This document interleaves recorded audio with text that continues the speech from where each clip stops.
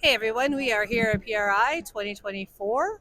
We're actually in the XS booth and we are with Brian Goldstone, whose 1973 AMC Javelin award-winning drag car is in the RacingJunk booth right now. But Brian doesn't have just one car here at PRI that is likely to be a champion. He has another that debuted at the XS booth yesterday, and he has kindly agreed to tell us a little bit about it, to walk around. Brian, take it away. Well, this is my new one. We've had it for a year and a half, and we've been slowly working on it, and then got a little bit rushed the last 6 months to try to get it done. It's a '53 Corvette, NHRA Pro Mod Car. It's going to have an SMX engine in it that is going to be put together by Robbins Racecraft. We're just buying the parts from Steve and putting it together. It's got a Rosser transmission, probably have a gear vendor overdrive. Mark Williams rear ending it right now, but we're looking to put a strange center section in it. Yeah, a lot of the other stuff is the same stuff we have in the other cars. Some creature comforts for the drives, like cup holders and phone chargers and just stuff like that. Yeah, we're hoping to debut it this winter at Sick Week is our plan. That's amazing. So, will you take both of the vehicles, or just is this the one that is headed for? Well, is the Javelin going into retirement? Javelin will not be retired. It's got its own few races it's going to for sure do. Okay. This one, as far as Sick Week, it'll probably have both in the trailer because we may be testing this up to the last minute. Of course.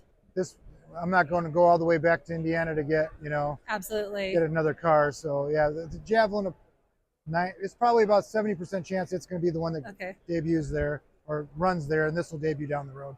We're really trying hard to get it done for that race. So these are two pretty different vehicles, two different approaches in a lot of ways. What do you expect it to be like to race this one versus the Javelin? Well, and you've raced a ton of stuff. Yeah, it's not the Javelin's a 3,100 pound car that started off as a real car. Right.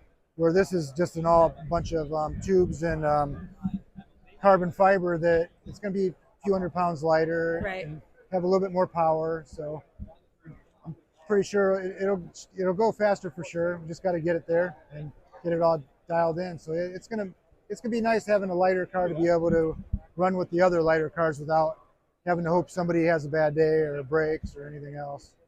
What was the incentive? Was that part of it, just to have I talk a lot of smack, so I gotta back it up. So building a faster car, so I can back it up. Fair enough. Any guesses what you think this may go at?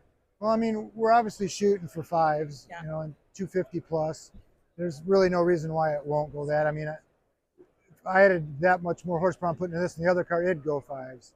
Fair enough. But it just isn't safe at 3,100 pounds. This should be about 2,700. Okay. And that's with all street weight and everything in it to go down the street. Pull a trailer eventually.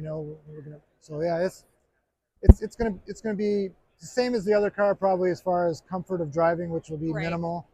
But yeah, it should just be faster because it's lighter and a little bit more power. Of course. And now this is a silly question, but can you drive it on the street? Obviously, it's not designed for that. Well, I mean, it's got all the stuff you need to go, except it doesn't have wipers, so it's got. We just put Windex on, or the Rain-X on, and drive with that.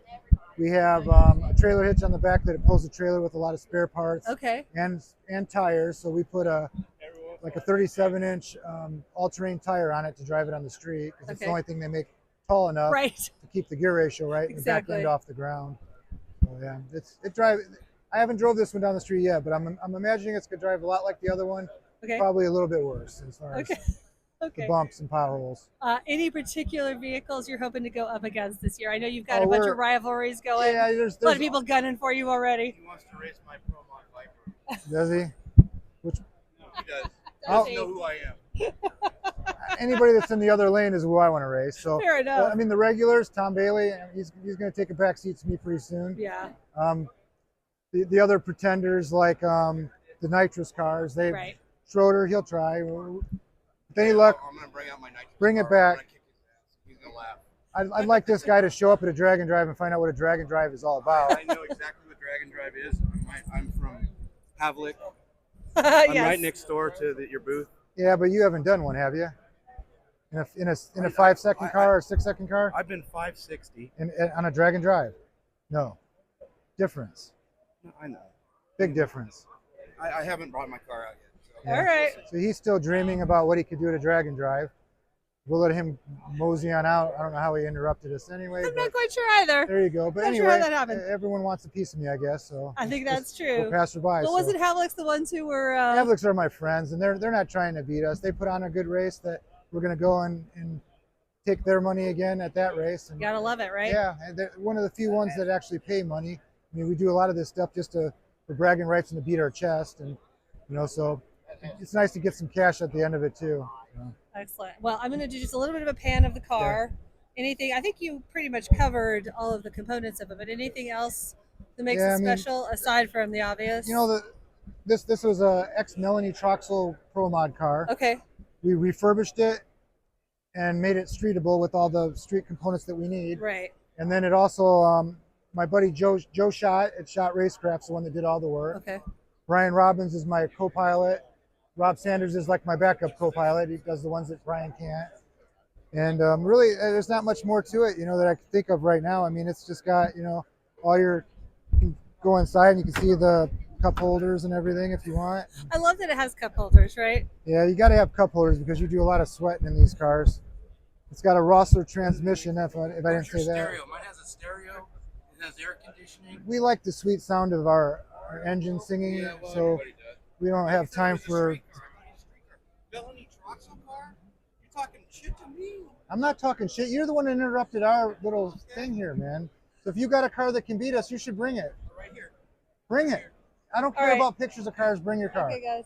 Thank you. I don't have any animosity towards you at all. All right. I'm right next door to your booth with the 57 Chevy. Oh, that's yours? It's my buddy's, yes. All right, well, it's antiquated, but it's all good. Bring it. You should bring that one out and race us.